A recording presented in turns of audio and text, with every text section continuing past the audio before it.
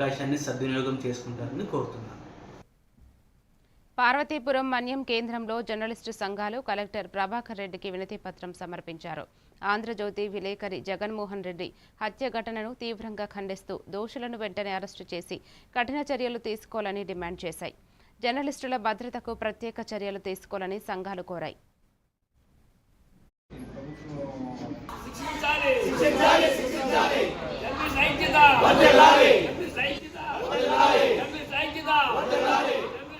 కల్పించాలని వారి కుటుంబాన్ని ప్రభుత్వం వెంటనే ఆదుకోవాలని పార్వతీపురం జర్నలిస్టుల తరఫున మేము డిమాండ్ చేస్తున్నాం.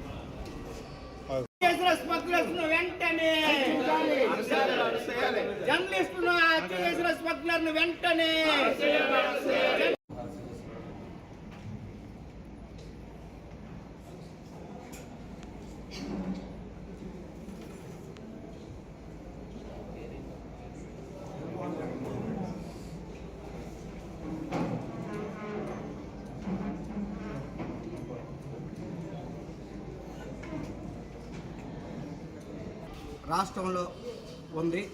దీనిని అన్ని జర్నలిస్ట్ సంఘాలతో పాటు ఏపీడబ్ల్యూజేఎఫ్ కూడా తీవ్రంగా ఖండిస్తుంది. జర్నలిస్టులు హత్యకు గురైనప్పుడు కానీ, రోడ్డు ప్రమాదాలకు గురైనప్పుడు కానీ, ఏదైనా ఒక సంస్థలో పనిచేస్తూ జర్నలిస్టు వృత్తి చేసే ఒక వ్యక్తి చనిపోయినప్పుడు ఆ కుటుంబాలని ఆదుకోవలసిన బాధ్యత ప్రభుత్వంపై ఉంది. ఏ చిన్న సంఘటన జరిగినా ప్రజలను ఏ విధంగా అయితే ప్రభుత్వం ఆదుకుంటుందో అదే స్థాయిలో జర్నలిస్టులు కూడా ప్రజాస్వామ్యంలో ఉంటున్న ప్రజలుగా ప్రభుత్వం గుర్తించాలని, వారి కుటుంబాలను ఆదుకోవాలని ఏపీడబ్ల్యూజేఎఫ్ తరఫున డిమాండ్ చేస్తున్నాం.